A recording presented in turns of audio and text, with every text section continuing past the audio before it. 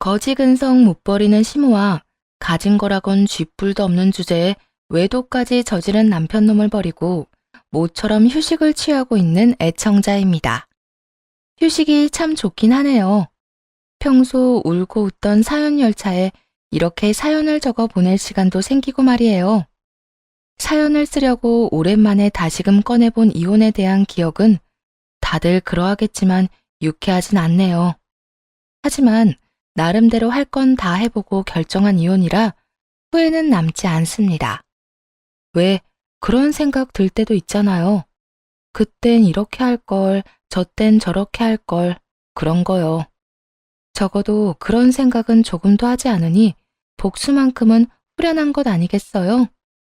그러면 지금부터 이야기 시작해 볼게요. 남편과는 회사에서 처음 만난 사이였어요. 입사를 했을 당시 남편은 이미 회사 내에서 꽤 유명하더라고요. 동기 중에서도 단연 눈에 띄는 능력과 외모였고 서글서글한 성격에 늘 웃고 다니는 연애하고 싶은 남자, 그 남자가 바로 제 남편이었네요. 그렇게 소문난 남자의 일을 돕기 시작하면서 인연은 시작되었어요. 선배들의 잡일을 도우며 일을 배우는 것이 신입사원들의 첫 번째 업무였는데 남편과 한 팀이 되었거든요. 그렇게 인기 많던 남편과 가까워졌고 자연스럽게 연애를 하고 결혼까지 하게 되었습니다. 남편의 부잣집 도련님인 것 같은 겉모습과는 달리 시댁은 부유한 편은 아니었어요. 시부가 돌아가시면서 시모는 혼자 쉬었나 보더라고요. 남편의 말론 시부가 돌아가시며 남편에 대한 의존도가 높아졌다고 하더라고요. 결혼식을 올리고 신혼여행이 간 첫날 남편이 말해준 내용이었죠. 저기, 여보, 우리 엄마 있잖아. 응, 어머님이 왜? 예전엔 그렇지 않았는데 아버지 돌아가시고 난 후론 날 의지하고 사셨어. 나도 엄마 많이 챙겼고 결혼하고 나서도 딱 선 긋고 살고 싶진 않아. 그래서 말인데 내가 엄마를 좀 챙겨도 될까? 막 우리 가정 내팽개치면서 챙긴다는 게 아니라 적당한 선에서 엄마가 너무 외롭지 않을 만큼은 좀 챙기고 싶어. 저에게 챙기라는 것도 아니고 본인이 챙기겠단 말을 지나치게 눈치를 보며 말하더라고요. 그런 모습에 마음이 좋지 않았고 흔쾌히 알았다고 했죠. 그럼 나한테 어머님 챙기라는 것도 아니고 당신이 챙기겠다는데 내가 뭐라고 그래. 그리고 나도 결혼해서도 결혼하기 전처럼 우리 집 챙길 거야. 그러니까 당신도 적당한 선에서 어머님 챙겨드려. 대신 당신 말대로 무조건 1순위는 우리 가정인 거다. 가정에 피해를 주면서까지 어머님 챙기는 건 안 돼. 알겠지? 오, 알겠어. 우리 엄마는 내가 알아서 잘 챙길게. 그 후 남편이 따로 말은 하지 않았지만 시모에게 용돈을 챙겨준다는 건 알고 있었어요. 우연히 남편의 휴대전화에서 이체 내역을 본 적이 있었거든요. 생활 능력도 없는 시모에게 생활비 정도는 줄 수 있다고 생각했고 굳이 그런 걸로 입을 떼고 싶진 않아 모른 척 했고요. 저희 둘 다 대기업에 다니고 있어 생활이 어려운 것도 아니었고 그런 문제로 말이 나오기 시작하면 너무나도 치사해질 것 같았거든요. 그런데 생활비를 받아 쓰던 시모는 한술 더 떠 이사를 하고 싶다고 졸라대기 시작하더라고요. 아들, 엄마 집 옮기고 싶어. 어? 집은 갑자기 왜? 지금 사는 곳에서 잘 살았잖아. 잘 살기는 하는 수 없이 산 거지 뭐. 지금 사는 집은 너무 좁기도 좁고 낡아서 서글프단 말이야. 시모는 남편의 팔을 붙들고 흔들며 조르기 시작했고 그런 상황이 잘 이해가 되지 않더라고요. 시모가 살고 있던 집은 남편과 함께 살던 집으로 두 사람이 살아도 충분한 집이었는데 말이죠. 남편도 없는데 왜 갑자기 좁다고 하는 것인지 이상했어요. 거기에다 이사를 하고 싶다고 그냥 할 수 있는 것도 아니잖아요.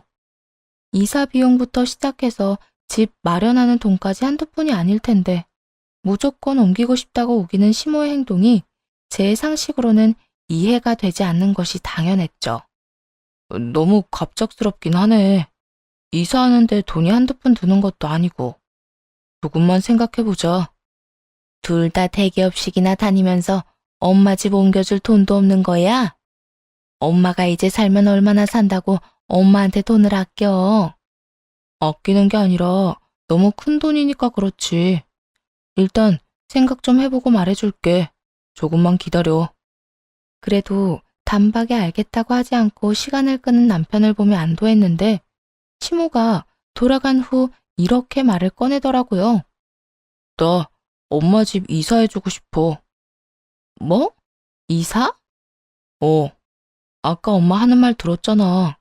너무 좁기도 하고 낡았다는 말. 멀쩡한 집이 갑자기 좁아지기라도 했어? 집안에서 공사판이라도 버리셨대? 그렇지 않고서야 나하고 결혼하기 전까진 당신이랑 같이 잘 살던 그 깨끗한 집이 뭐가 좁고 낡았다는 거야. 우리 집 보다 보니까 그렇게 느껴지시겠지. 사실 나 마음에 계속 걸렸어. 우리는 신축 아파트에 살면서 우리 엄마는 오래된 주택에 사는 거 말이야. 아, 나도 당신 마음 모르는 건 아닌데 돈은 어떻게 하게. 우리 아무리 좋은 회사 다녀도 그 정도 능력은 없어. 우리 있던 돈은 이 집 마련하는 데 다 썼고 대출까지 받아서 그거 갚아나가는 것도 사실 부담이 있는 상황이잖아. 그런데 지금 이 상황에 어머니 집까지 옮겨드리자고? 옮긴다는 게 월세나 전세도 아닐 테고 타들이자는 말이잖아. 안 돼. 난 반대야. 웬만하면 당신 허락 받고 싶었는데 그렇게까지 완고하다니 안 되겠다. 난 무조건 엄마 집 옮겨줄 거야. 돈이 문제라고?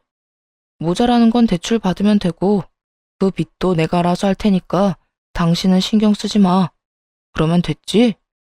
우리 가정이 무조건 우선이며 피해가 가지 않겠다고 손가락 걸고 했던 약속은 까맣게 잊은 듯 하더군요. 무조건을 강조하며 한치의 물러섬이 없더라고요. 남편과는 결국 시모의 집 문제로 다투게 되었고 저는 저대로 남편은 남편대로 기분만 상한 채 결론은 나지 않았죠. 그렇게 숨막히는 대치가 계속되고 있는데 시모가 또 집으로 찾아왔어요. 그날따라 남편은 약속이 있어 집에 없었고 혼자 시모를 맞이하게 되었네요. 혼자 있니? 우리 아들은 친구들이랑 약속 있다고 오늘 늦는다고 했어요. 어머님은 이 시간에 무슨 일이세요? 그게 집은 어떻게 됐나 해서 우리 아들이 원래 기다리라고 하면 금방 들어준다는 말인데 이번엔 연락이 없어서 와봤다. 그런데 우리 아들이 없네. 너 뭐 들은 이야기 없니? 우리 아들이 집 알아보고 있대. 몇 평 정도 알아보고 있다니. 30평은 되겠지? 30평 아파트 가격이 옆집 개 이름도 아니고 참 쉽게도 이야기하더라고요. 생활 능력이 없는 시모는 시세 개념조차 없는 듯 했죠. 물론 염치도요. 웬만하면 시모와 직접적으로 부딪히고 싶지 않았기에 아무 말 하지 않으려고 했는데 도저히 가만히 있을 수 없게 만들더군요. 어머님, 30평대 아파트까지 마련할 능력 안 돼요, 저희. 된다고 해도 다 대출받아야 할 텐데 그 빚은 또 언제 다 갚아요? 저희도 생활을 하고 살아야죠. 내가 언제 너한텐 집 해달라고 했니? 왜 네가 나서서 이 난리야? 난 너 말고 우리 아들한테 해달라고 했어. 그리고 대출금 부담스러우면 전세도 괜찮고 그것도 영 부담스러우면 월세도 괜찮다 난. 그 월세는 하늘에서 떨어지나요? 그 월세도 아범이 내야 하잖아요. 월세에 용돈에 생활비에. 그렇게 되면 아범이 버는 돈 거의 다 어머님 밑으로 들어가야 한다고요. 그게 왜? 네 돈은 아니잖니? 네 돈 쓰라는 것도 아닌데 아까부터 왜 네가 화를 내? 너 진짜 웃기는 애구나. 남편과 제가 가족이 된 것이 언제인데 시모에게 저는 여전히 이방인이고 남편과 시모만 한 가족이라도 되는 양 말하더라고요. 거기에다 남편 돈은 시모를 위해 써도 무방하다는 생각까지 가지고 있었고요. 제가 웃긴 게 아니라 어머님이 말도 안 되는 요구를 하시는 거예요. 부모님께 효도하는 거? 저도 막을 생각 없어요. 그런데 그것도 어느 정도여야 가만히 있죠. 저희 생활도 안 되고 빚이나 월세금에 허덕이면서까지 도와야 한다면 전 반대예요. 그러니까 어머님도 아범한테 너무 과한 요구는 하지 말아주세요. 뭐? 네가 뭔데 나한테 이래라 저래라야? 저요? 저 어머님 아들이랑 결혼한 사람이자 앞으로 어머님 아들이랑 같이 살아갈 사람이요. 저 그냥 이 집에 사는 여자 아니에요. 그리고 아범은 그냥 저랑 사는 것도 아니고요. 이제 저희는 가족이 됐고 저희의 미래를 위해 여러 준비를 해야 하는데 무리해서 어머님 도와드릴 순 없어요. 집은 아범이랑 저랑 좀 더 상의해보고 말씀드릴 테니 오늘은 이만 돌아가 주세요. 지금 더 이야기 나누다간 저도 어머님도 얼굴만 붉힐 것 같네요. 남편이 올 때까지 못 간다고 우길 거라 생각했는데 시모는 웬일인지 조용히 집으로 돌아가더라고요. 그리고 남편에게 연락이 왔어요. 시모에게 연락이 왔는데 많이 울고 있더라며 아무래도 시댁에 가서 이야기를 들어보고 자고 와야 할 것 같다고요. 그날 얼마나 웃었나 모릅니다. 시모 하는 짓거리가 너무나도 유치해서 말이에요. 다음날 집으로 돌아온 남편은 아무 말도 하지 않더라고요. 눈치를 보아하니 30평 이야기를 들은 듯 했는데 그건 본인이 생각해도 아니란 생각을 한 모양이었어요. 왜 안 그렇겠어요? 혼자 사는 분이 저희가 그만한 돈이 있는 것도 아닌데 자식 생각은 전혀 하지 않고 30평대 신축 아파트를 바라는 게 남편도 얼마나 황당하겠어요? 하지만 집을 옮겨주겠단 마음만큼은 변하지 않았나 보더라고요. 몇 달을 저와 남편, 저와 시모가 번갈아 가며 대립했습니다. 그렇게 점점 지쳐가던 어느 날, 새를 주었던 집이 빠지게 되었어요. 저에겐 20살 때 물려받은 집이 있었거든요. 시모가 원하던 30평대 아파트에 해당했죠.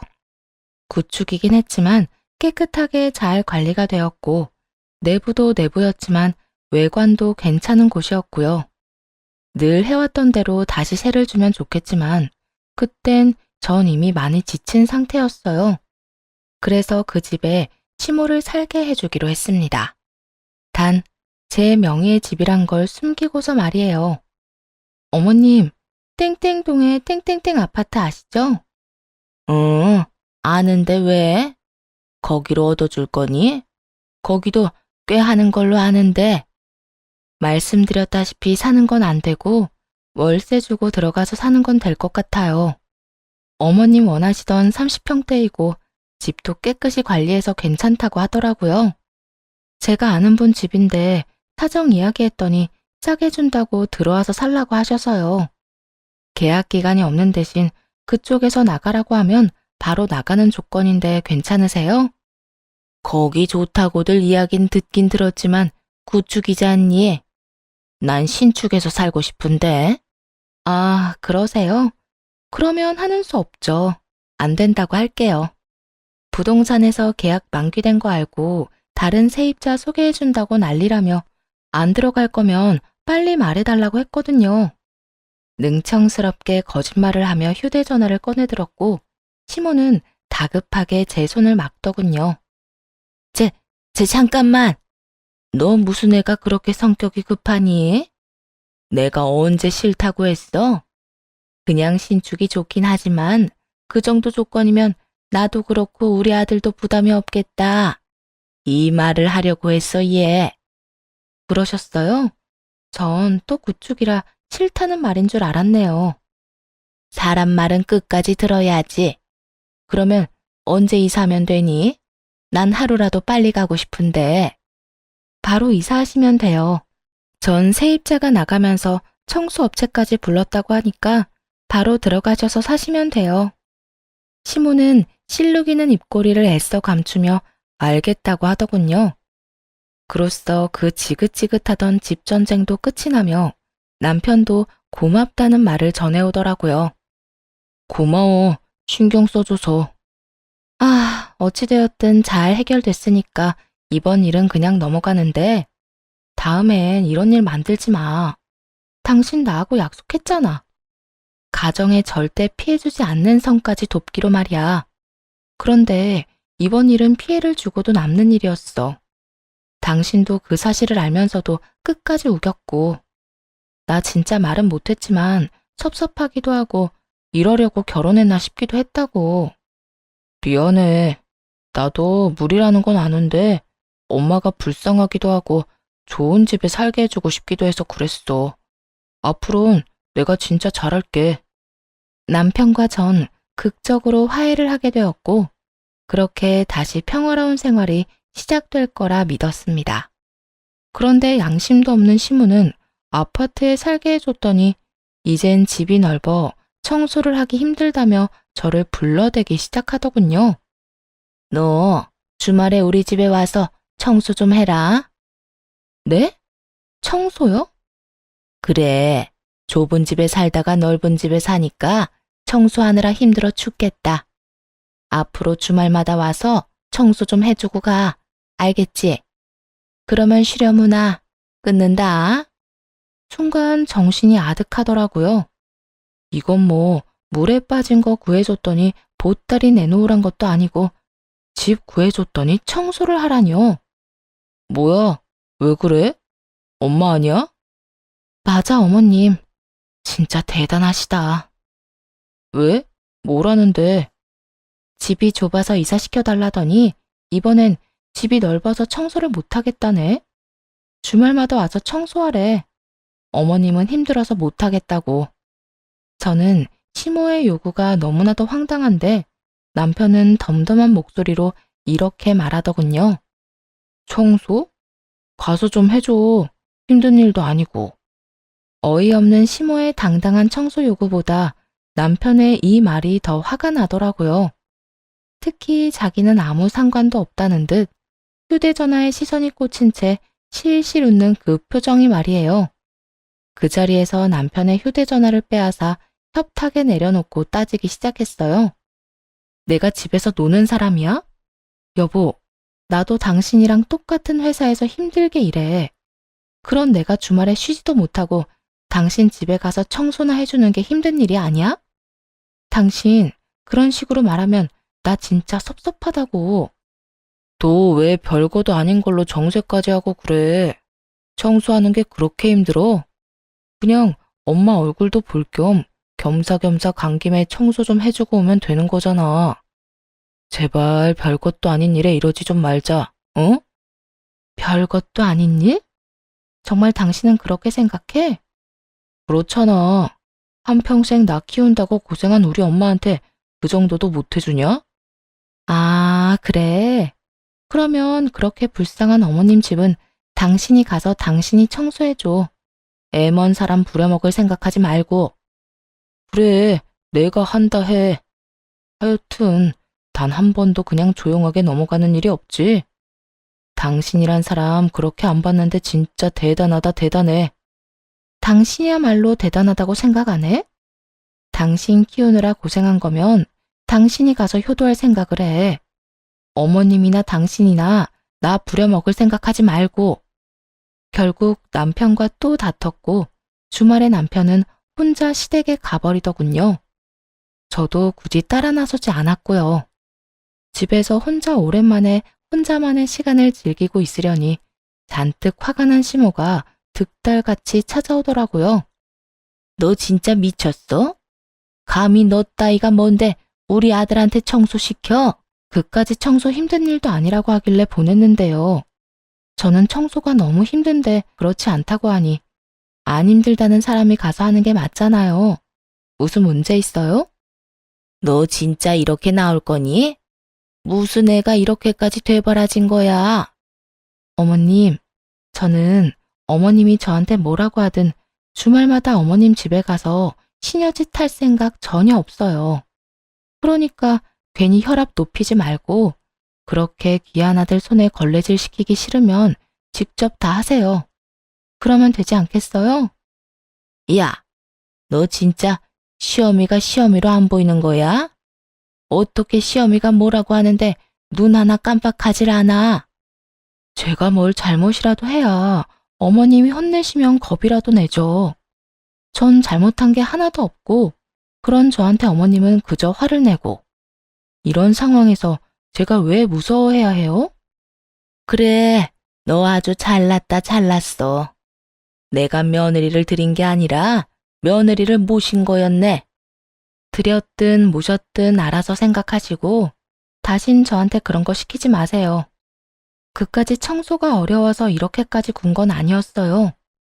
그저께까지만 해도 친구들과 등산을 다녀왔다, 바다를 다녀왔다며 사진을 보내던 시모가 힘들어서 청소를 못하겠다고 하니 그게 너무 얄밉더라고요.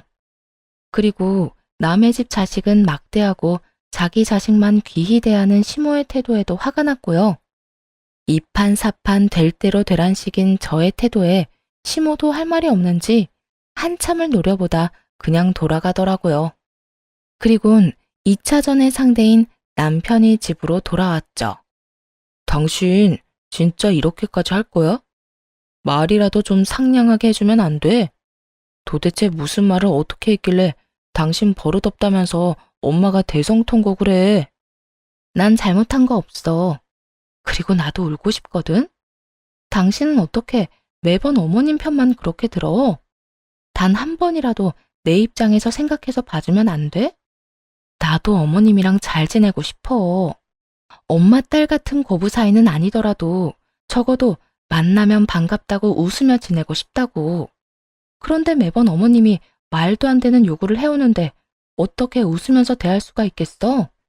그냥 엄마가 뭐라고 하든 네 하고 대답만이라도 하면 되잖아. 일단 알겠다 하고 적당히 장단 좀 맞춰주는 게 힘들어? 장단만 맞춰주면 끝날 일이 아니잖아.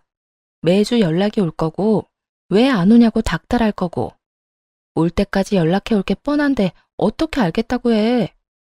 당신은 당신 엄마를 그렇게 몰라? 이번에도 봐봐. 당신이 가서 청소하는 건 절대 두고 못 본다면서 나는 괜찮다고 하는 그 심보가 정상적이라고 생각해?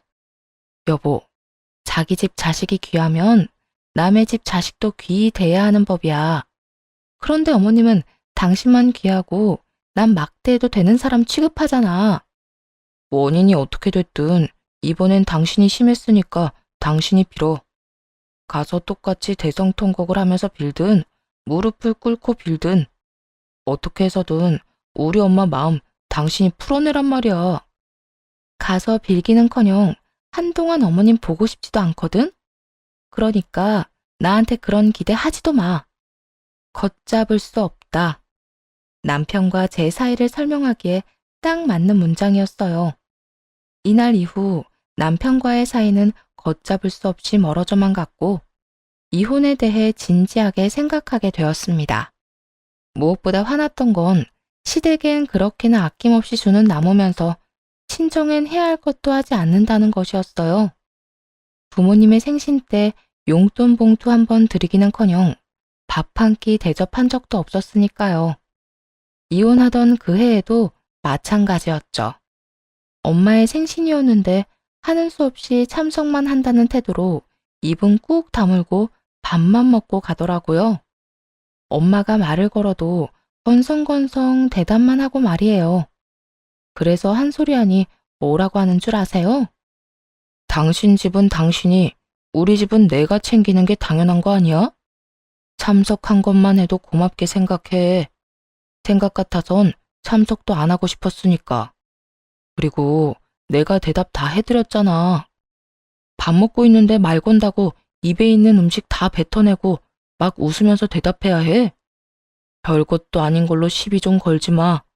그렇지 않아도 피곤해 죽겠는데. 이러더라고요. 참 기가 막혀서. 이날 이후론 남편과 속 깊은 대화를 나누는 것도 포기해버렸고 다 내려놓으니 싸울 일이 없더군요. 아예 대화라는 것이 없었으니까요. 그렇게 결혼 생활이 이혼과 점점 더 가까워지던 어느 날, 시모가 집으로 찾아왔어요. 당시에 사이가 좋지 않았던 터라 볼 일이 있는 것이 아니면 찾아오는 일이 없었는데 아무 날도 아닌데 불쑥 찾아왔더라고요. 나 이번에 친구들이랑 여행 좀 가려고 하는데 500만 원만 좀 내놓거라. 해외여행 가는데 나만 빠질 수는 없지 않니? 며느리가 무슨 돈 나오는 ATM 기기도 아니고 이건 또 무슨 경우인가 싶었네요. 태도는 또 얼마나 뻔뻔하고 당당한지 기가 다 막히더라고요. 어머님, 소식 못 들었나 본데 저희 각자 집은 각자 알아서 챙기기로 했어요. 그러니까 그 500만 원은 어머님 아들한테 가서 달라고 하세요. 방금 친구 만나러 간다고 나갔으니 전화해 보세요. 돈 달라고. 우리 아들이 돈이 어디 있어?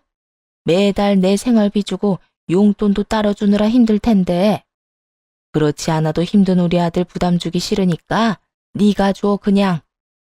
이런 뻔뻔함은 참 한결같더라고요. 이렇게 한결같기도 힘들 텐데 참 대단하단 생각마저 들더군요. 저도 없어요, 돈. 제가 부모님이 없는 것도 아니고 저도 부모님께 용돈 드리고 있거든요. 그래서 주고 싶어도 드릴 돈이 없어요. 넌 시집 온 애가 왜 친정을 챙기니? 그건 말도 안 되는 거야. 당장 가서 이때껏 친정에 준 돈 다 받아오거라. 얼른! 시모는 얼른 가서 돈을 받아오라며 저의 등을 떠밀었고 저는 이런 시모와 신랑이 할 힘도 없더라고요.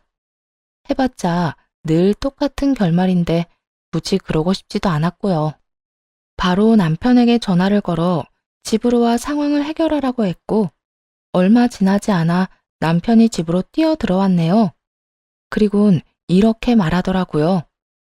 엄마 말이 다 맞는데 왜 또 이 난리야?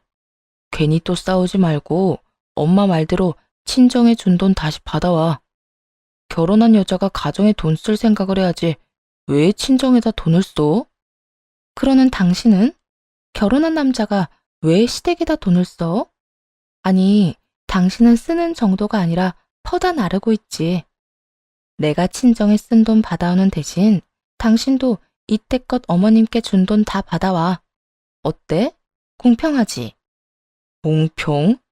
나는 남자고 당신은 여잔데 뭐가 공평해? 그리고 당신 집은 당신이 용돈 같은 거 안 줘도 먹고 살만 하잖아. 우리 엄마는 내가 안 도와주면 당장 못 먹고 산다고. 키워주셔서 감사하다는 마음으로 드리는 용돈에 먹고 사는 문제가 왜 나와?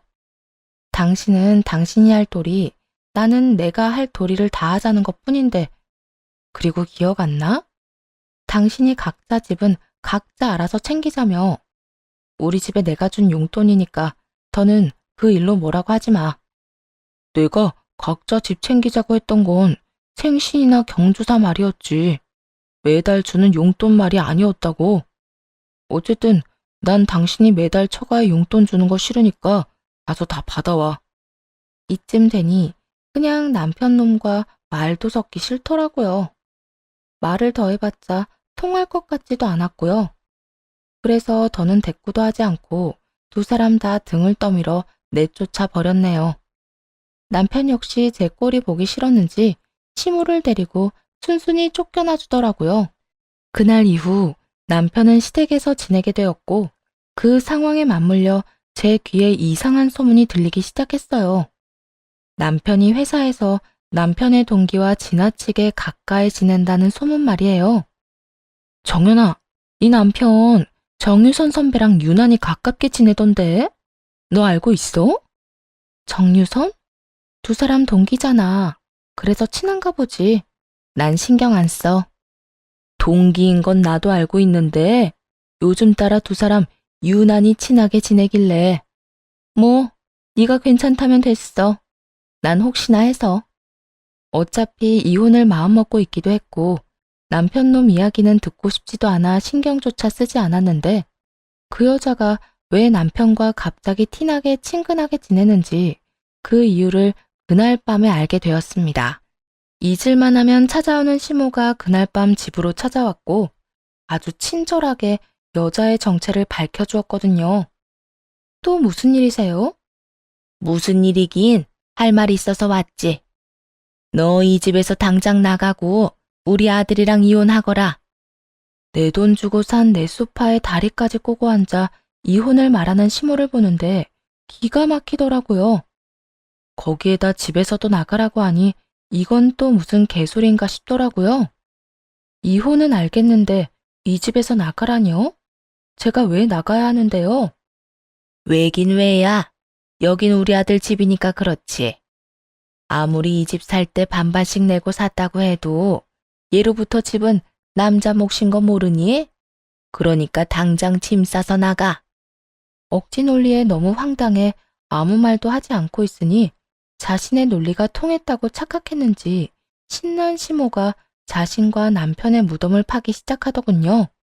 짐 싸서 나가는 대로 이혼도 당장 하거라. 네가 이혼을 해줘야 우리 아들이 나한테 500만 원 준 그 애인이랑 얼른 결혼할 거 아니야. 지금 뭐라고 했어요? 500만 원을 남편 애인이 줬다고요? 그리고 결혼이라고 했어요? 그래. 우리 아들 아주 통 큰 애인이 생겼더구나. 내가 해외여행 간다고 했더니 먼저 경비가 얼마냐고 묻고 그 자리에서 돈 500만 원 바로 송금해 줬다고. 아, 그러니까 남편이 만나는 여자를 어머님이 만나기까지 했나 보네요. 그럼 우리 아들이 나한테 비밀이 있을 것 같니? 같은 회사 동기라고 하던데 너와는 달리 아주 통도 크고 애가 바르더구나. 그러니까 구질구질하게 내 아들 붙잡고 살 생각하지 말고 이혼이나 해.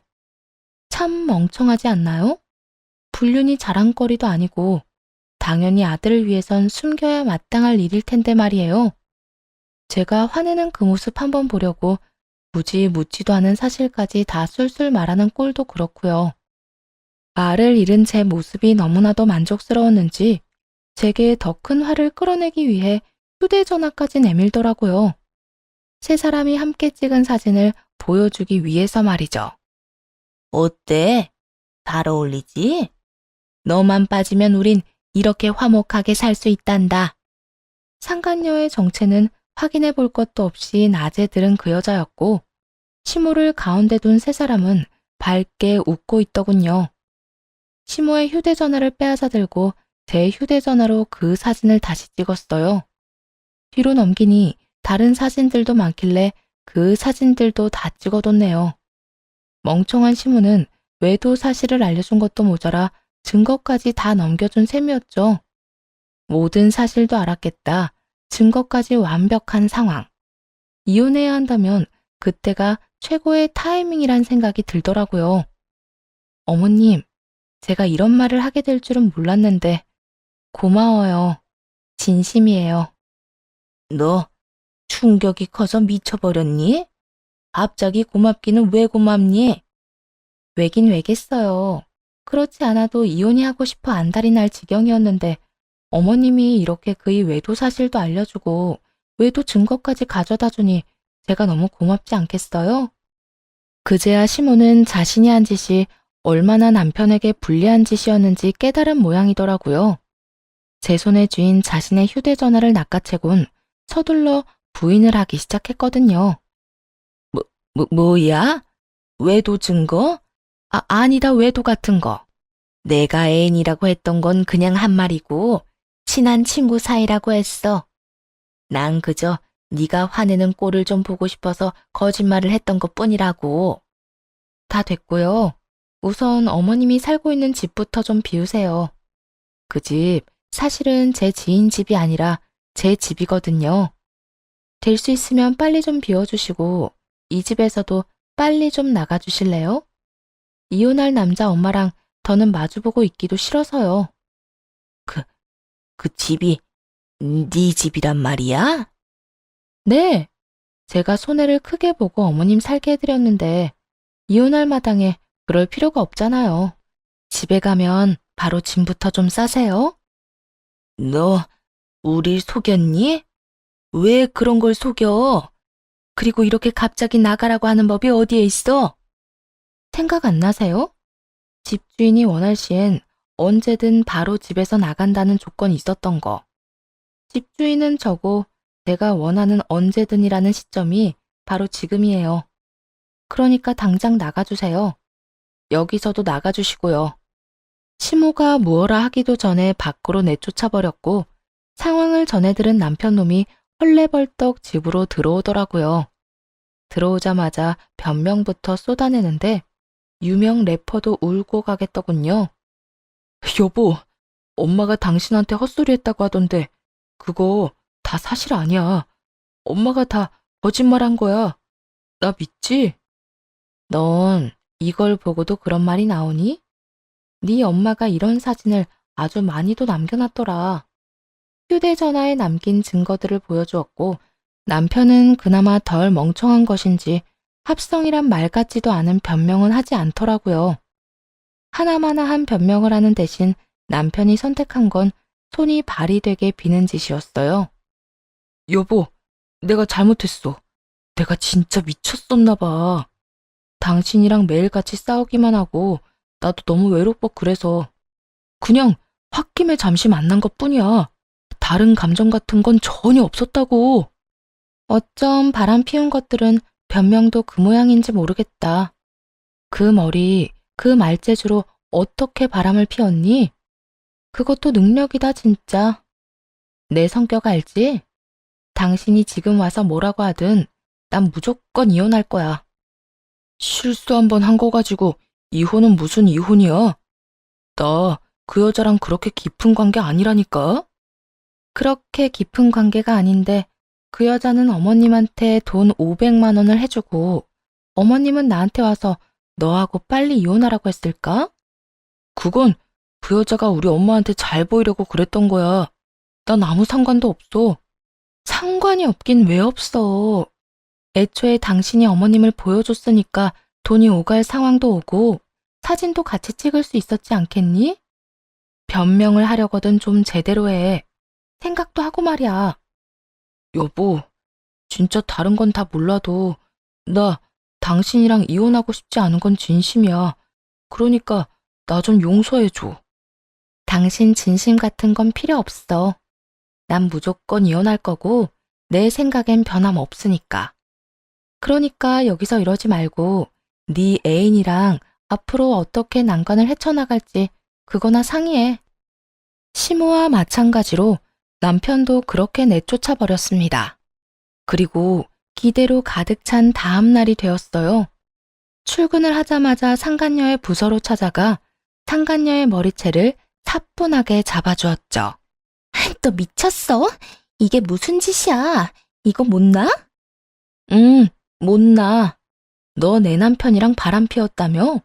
좋았니? 좋았어? 한 회사의 마누라가 이렇게 두 눈 똑바로 뜨고 있는데 남의 남편이랑 만나니까 행복했냐고. 그러게, 남편 관리 좀 잘하지 그랬어.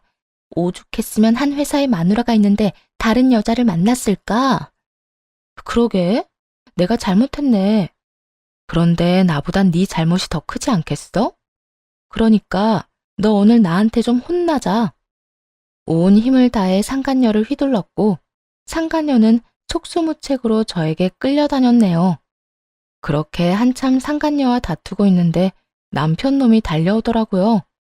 여보, 회사에서 이게 무슨 짓이야?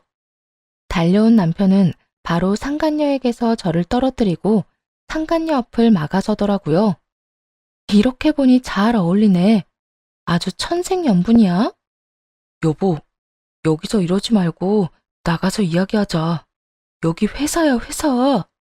우리는 둘째치고 당신도 이런 식으로 굴면 징계감이라고. 고양이 쥐 생각하고 있네. 남편이 바람 피워서 이혼하는 마당에 징계가 무서울까봐? 내 걱정하지 말고 너희 걱정이나 해. 내가 너는 불륜남, 너는 상간녀 딱지 제대로 붙여줄 테니까. 그만하자. 나도 질린다 질려. 당신이 이러니까 내가 바람을 피운 거야. 알아? 내가 이렇게까지 된 건 당신이랑 당신 엄마 때문인데 그건 알아? 어쨌든 이혼 소장 날아갈 거고 날짜 맞춰서 오기나 해. 당신 엄마가 이혼 빨리 하라고 성하던데 이번에야말로 엄마 말 좀 잘 듣고 이혼이나 빨리 하자. 그래, 이혼하자. 그런데 당신 재산 나눌 준비도 하고 있지? 들어보니까 우리 엄마 사는 그 집 당신 거라며? 우리 이혼하면 그 집도 포함해서 재산 분할해야 하는 건 알고 있지? 넌 진짜 그런 상식으로 어떻게 이 회사에 들어왔는지 정말 의문이다. 재산 분할 이야기하고 있는데 왜 상식 이야기는 꺼내고 난리야? 두고 보면 알 거야. 재산 분할이랑 상식이랑 무슨 연관관계가 있는지 말이야. 어쨌든 법원에서 보자. 남편은 끝까지 헛소리를 해대더군요. 재산 분할이라니 아주 원대한 꿈 아닌가요? 어쨌든 불륜 소식은 입에서 입을 타고 온 회사에 퍼져버렸고 소란을 피운 저는 징계, 두 사람은 회사에서 잘리게 되었습니다. 그 후 남편과 상간녀, 시모에게까지 소송을 걸었고 위자료를 싹 받아내고 이혼하게 되었어요. 물론 결혼 전 물려받은 재산에 대해 분할이 가능할 리도 없었고요. 전 남편은 그런 법이 어디 있냐고 고함을 지르며 난동을 피웠지만 힘만 빼는 짓거리였죠. 그 후 얼마 지나지 않아 두 사람이 결혼식은 생략하고 살림만 합쳐 살기 시작했다는 소식이 들려오더라고요. 물론 오갈 데 없는 전 시모도 함께 산다고 했어요.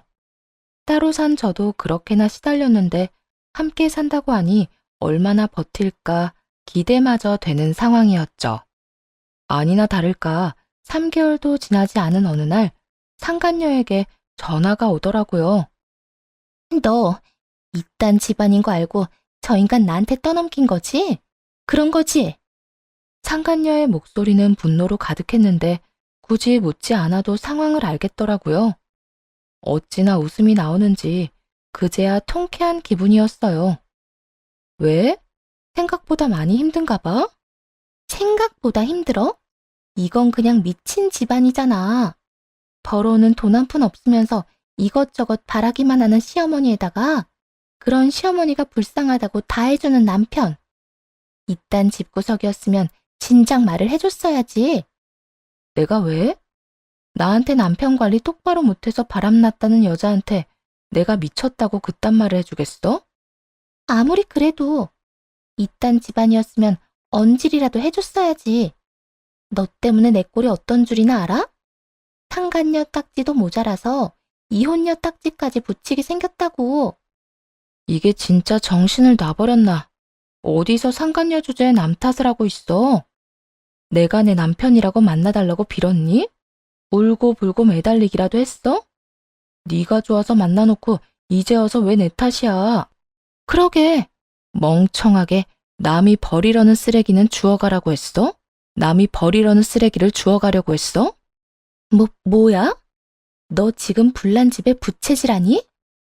하긴, 내가 데리고 살 때는 대기업 다니기라도 했지.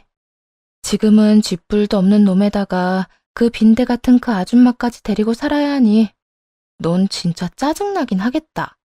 그런데 어쩌겠어. 네 말대로 이혼녀 딱지까지 붙이기 싫으면 그냥 참고 사는 수밖에. 잘 데리고 살아봐봐. 살다 보면 철도 들고 네 인생에 도움이 되는 날이 오긴 오겠지. 그게 언제가 될지는 모르겠지만 말이야. 이 말에 약이 오를 대로 오른 상간녀는 욕을 하며 소리를 질렀지만 그대로 전화를 끊어버리고 차단을 해버렸네요. 가치도 없는 인간한테 같이 욕을 해봤자 뭐 하겠어요? 제 입만 더러워지지. 그리고 또 3개월 뒤 이번엔 전 남편이 찾아오더라고요. 급하긴 급했는지 회사 앞으로 찾아왔었는데 거짓골을 보아하니 상간녀와도 헤어진 모양이더라고요. 여보, 잘 지냈어? 보면 몰라?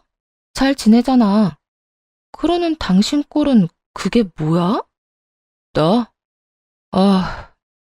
나 요즘 많이 힘들어. 그 여자랑 헤어지고 엄마랑 오갈 데도 없이 지내고 있어.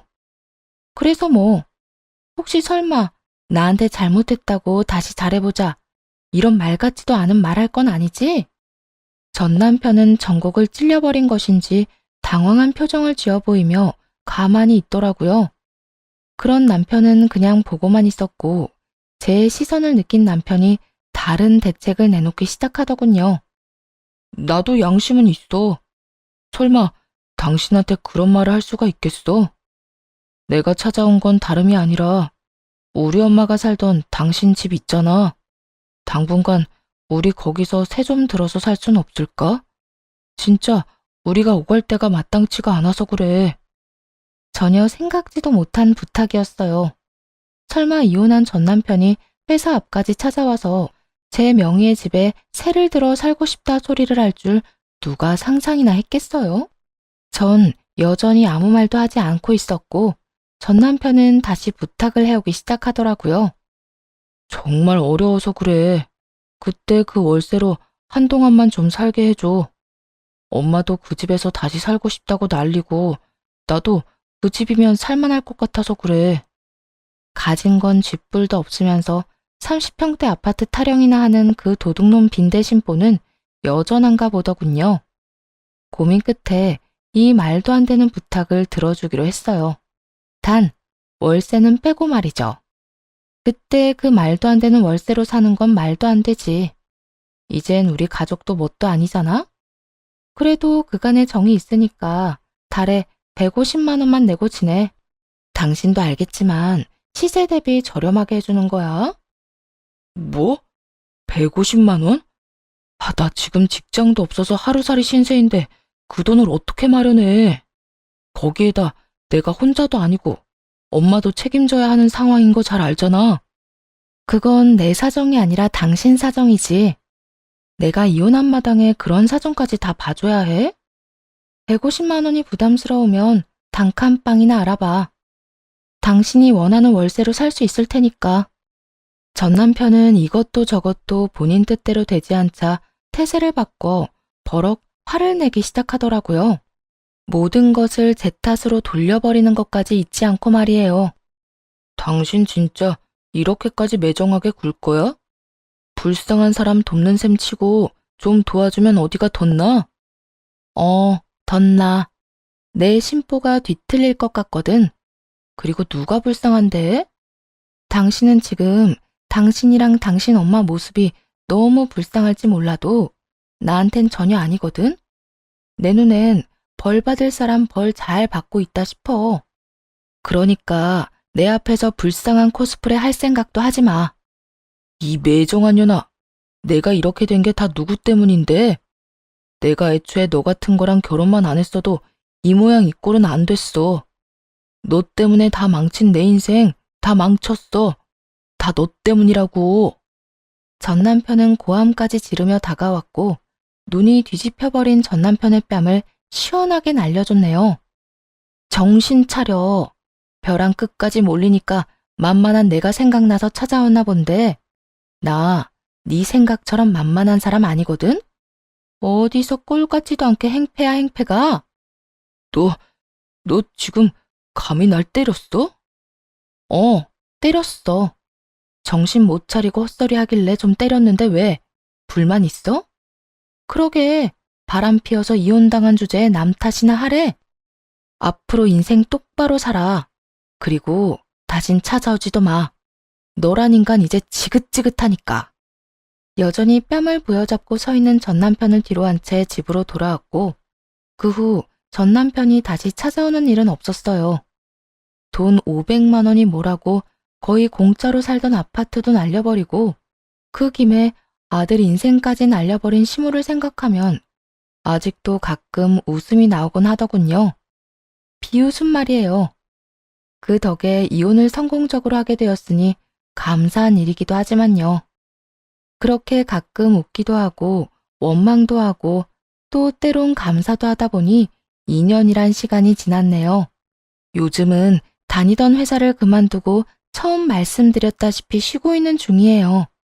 새로운 무언가에 도전하기 위해서가 아니라 정말 말 그대로 휴식기를 보내고 있습니다.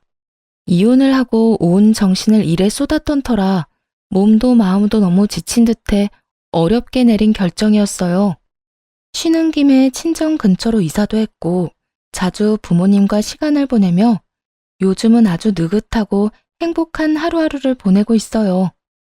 그간 모아둔 돈이 있기도 하고 퇴직금의 위자료까지 모아뒀던 터라 돈 걱정은 하지 않고 쉴 수 있다는 것이 가장 큰 행복인 것 같네요. 다들 일에서